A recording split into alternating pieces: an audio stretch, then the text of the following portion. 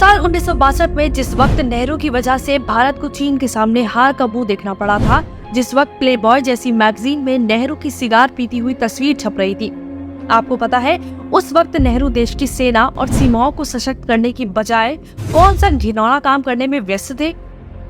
1962 में नेहरू जब चीन को हरा नहीं सके तो अपनी नाकामी का गुस्सा दूसरों पर निकालने के लिए कोलकाता, असम समेत भारत के अन्य हिस्सों में उन लोगों को पकड़ पकड़ के डिटेंशन सेंटर में ठूस रहे थे जिनके पूर्वज 70 के दशक में 200 साल पहले चीन से आकर भारत में बस गए थे।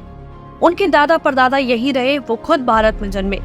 बस उनका कसूर इतना था कि वो चीनी मूल के थे, भले ही वो भारत के हो और 2 सदी से भारत में रह रहे हो।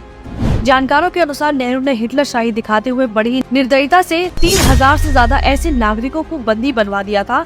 लेकिन अब सवाल ये उठता है कि अगर 200 साल से ज्यादा समय से भारत में रहने वाले इन लोगों के पूर्वज और ये लोग भारतीय नहीं थे, तो नेहरू गांधी परिवार की बहू सोनिया गांधी, जो अभी कुछ साल पहले ही इटली से भारत आई है, वो भारतीय कैसे हो गई?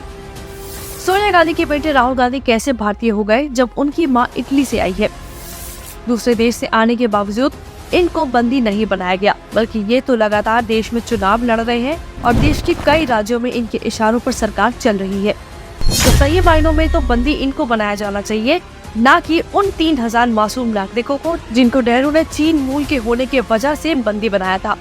असल में इन 3000 लोगों के चीनी मूल के होने या कसूरवार होने की बात नहीं है, बात है नेहरू गांधी परिवार के बदला लेने की भावना की। इतिहास गवाह है, जब भी इनकी नाकामी की वजह से कुछ हुआ है, तब अपनी नाकामी छिपाने के लिए इस परिवार ने हमेशा मासूमों को ही बलि का बकरा बनाया है। उदाहरण के लिए नेहरू के पीएम रहते देश के सबसे पहले दंगे को ही देख लीजिए, जिसमें चित्पावन ब्राह्मणों की निर्मम हत्या की गई थी, या फिर इंदिरा गांधी की हत्या के बाद हुए सिख दंगे को ही देख लीजिए, जिसमें अकेले दिल्ली में 3000 से ज्यादा सिख मारे गए थे। इसलिए देश और देश के नागरिकों को बचाना है तो कांग्रेसियों को सत्ता से दूर रखना होगा।